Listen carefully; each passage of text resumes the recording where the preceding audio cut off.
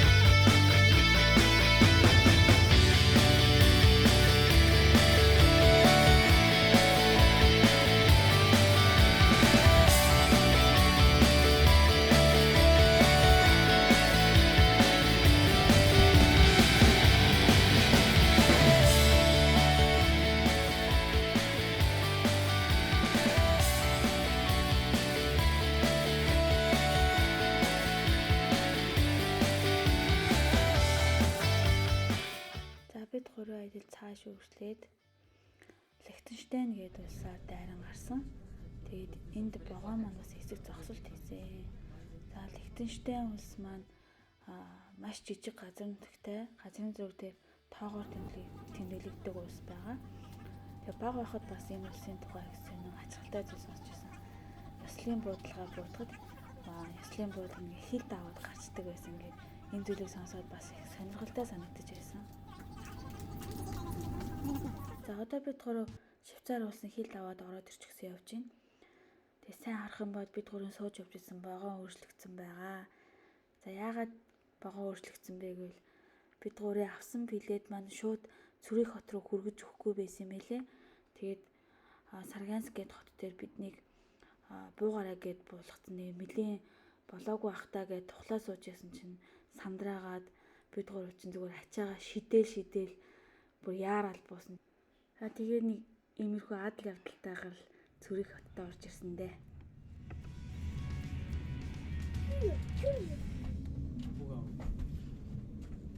Чи бууч. Ээж миний барьчих. За яа. Мамагаа собераа. Lekker zusammen, ja?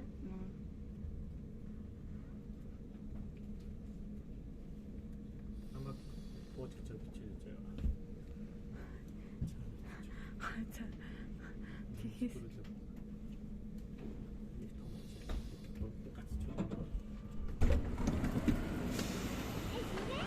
яа, ийшээ тагсч. Насаа.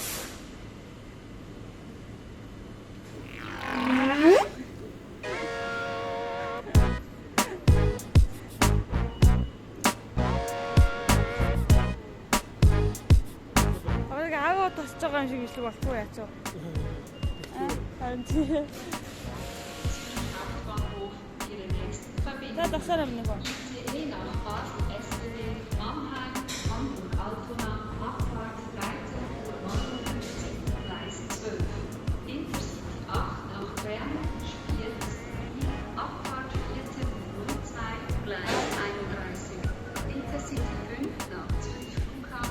Хараа идэхгүй штэ. Abfahrt 14 Umdreieck, Gleis 34. Intercity 5 nach Aarau.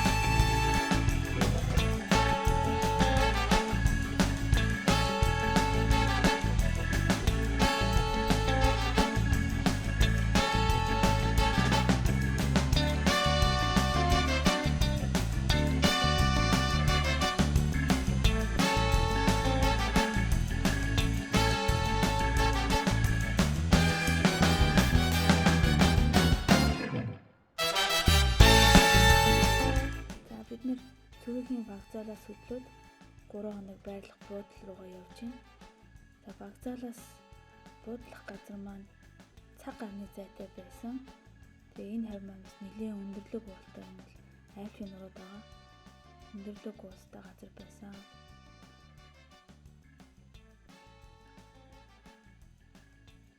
За энд одоо бидний очих газар уул харагдаж байна. За уулан дээр гарчсан явж байна. Тэгээд уулын замаар явхад бас эвгүй байд юм байлээ. Дотор эвгүрхэд айгүйх мушгаа замтай байсан. Бас энэгээр явхад бас хүндрэлтэй байсан.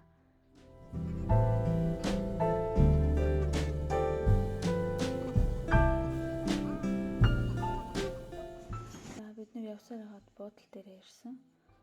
За бидний энэ байрлаж байгаа буудал бас энэ уулын нэр маань бол Плумсберг гэдэг уул юм байлээ. За энэ уул маань өөрөө 2222 м өндөртэй тийм өндөрлөг уул байсан. За бидний буудалж байгаа газар маань бол энэ уулынхаа талаас дээшээ гараад ирчихсэн байгаа гэдэг энэ байгаа хүмүүс маань бас хэлж өгсөн байгаа. Тэгээд нэлээд өндөрт айгүй олон цаг минут явж агаад ирсэн. Тэгээд эргэн тойрон битүү бороотой бас манантай байсан. Тэгээд орчноо бас харахад бас тийм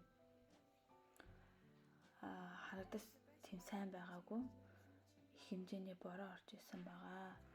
За тэгээд буудалж байгаа байраа бас ерөнхийдөө та бүхэндээ танилцуулъя.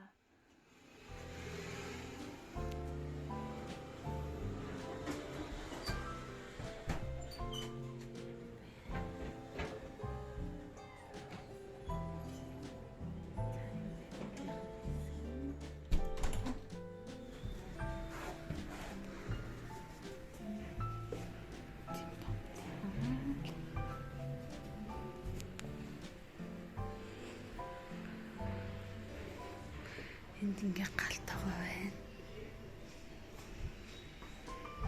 Галтгой юм байна. Чинээс өмнө юу харагдчих.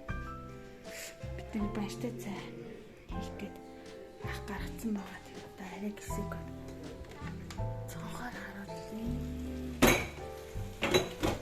Энэ хан өндөрлөгтэй маргааш тэнгэр зэрэг бас орчны дээрээс харуулж болно.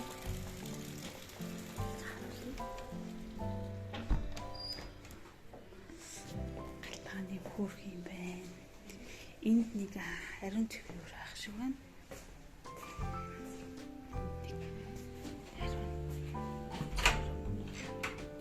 Хамон байна. Тийм нэг ойлголоо байдаг. Энэ нэг гэрлэн энд байна. Шигтэй.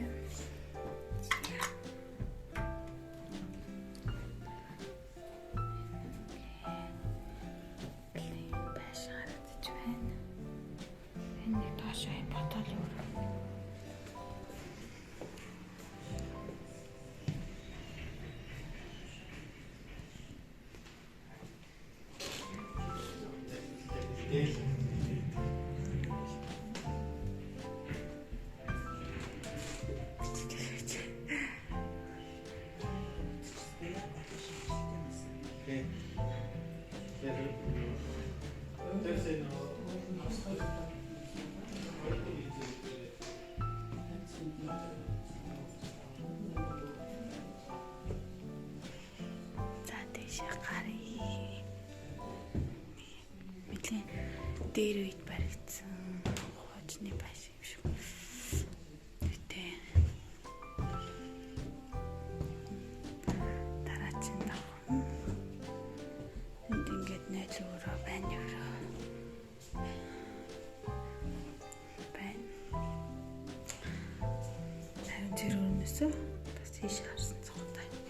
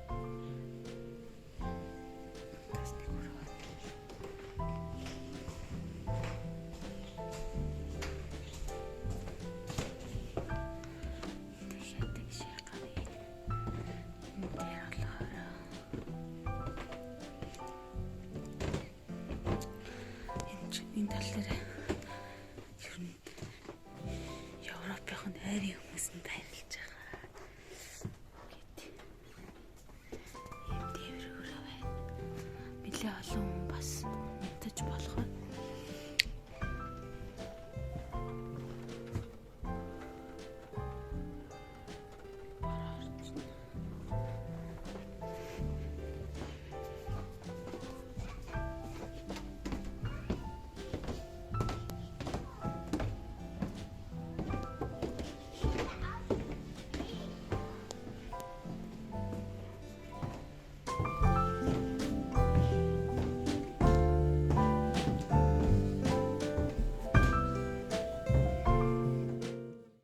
тэгээд орой болсон учраас бид нэ хоолоо хийж идэх гээд бэлдээд байж гин. Тэгээд бид гуравтай хамт бас 10 хэдэн хамт байсан. Тэгээд бид нэр бөөндөө хоолоо бэлдээд маш хурдан бэлтгэл ажил дууссан байгаа. Тэгээд орой хоол бас их хамттай байсан. Тэгээд эхний ээлжний влог маань ингээд өндөрлж байна. Тэгээд дараад нь дахиад аяллийн үргэлжлээ та бүхэндээ хүргэх болно.